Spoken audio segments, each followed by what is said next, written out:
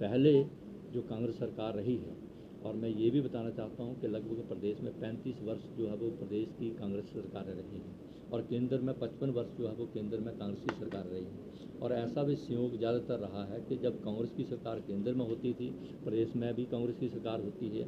मैं आपके माध्यम से ये अपने कांग्रेसी मित्रों से पूछना चाहूँगा कि आप 1000 का प्रोजेक्ट कोई बता दीजिए जो आपकी केंद्र की कांग्रेस सरकार ने प्रदेश की कांग्रेस सरकार को दिया हो। मैंने आपको करोड़ों रुपए के जो है वो आपको ये बताए कि जो मोदी सरकार ने 10 साल में हमारे को दिए हैं, तो बजट के में मिली है।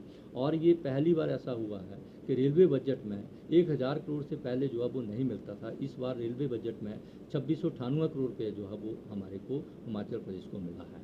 और आपदा राहत के लिए जो पिछले वर्ष 1782 करोड़ रुपये प्रदेश कांग्रेस सरकार को केंद्र ने दिया था, और आपदा के लिए जब पूरा असेसमेंट केंद्र की टीम ने किया, उस टीम के और भारतीय जनता पार्टी के प्रदेश का शीर्ष नेतृत्व है, उनके कहने पर केंद्र सरकार ने और वित्त मंत्री ने विशेष आर्थिक पैकेज जो है हिमाचल प्रदेश के लिए जो है वो इस बजट में जो है उसका प्रावधान किया है।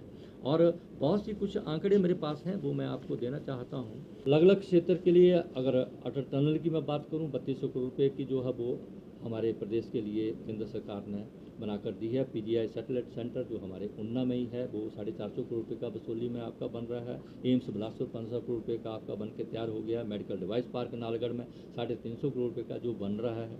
आपका मेडिकल डिवाइस पार्क जो है वो bulk drug park Haroli Una में 1900 करोड़ रुपये का जो है वो आपका ऊना में ही बन। शिमला मटौर के लिए जो फर्स्ट फेज में 1000 करोड़ रुपये, लेकिन टोटल इसका जो अमाउंट है 10,512 करोड़ रुपये लिए। और वंदे भारत जो पहली बार जब पूरे देश में 4 वंदे भारत जो है चली थी, और हिमाचल प्रदेश उनमें से एक था कि उनमें से एक हमारे को भी वंदे भारत मिली थी। हम तो आभार प्रकट करना चाहते हैं मोदी सरकार। 352 करोड़ रुपये जो है वो हिमाचल प्रदेश के लिए अलग अलग योजनाओं के लिए जो है वो केंद्र सरकार ने जो है वो उसका प्रावधान किया है। तो ये कुल मिला के बजट मैंने आपको कहा कि रोजगार के नए अवसर पैदा करेगा और हर वर्ग का कल्याण करेगा, और हिमाचल प्रदेश में जो विकास कर रहा है उसकी गति को आगे बढ़ाएगा। और मैं तो आभार प्रकट करना चाहता हूँ केंद्रीय वित्त मंत्री जी का और आदरणीय मोदी जी का कि इतना अमाउंट हिमाचल प्रदेश को देने के लिए लगभग ये टोटल इसका अमाउंट का मैं करूँ तो 1 अरब से ज़्यादा जो है 10 साल में हिमाचल प्रदेश को मिला है।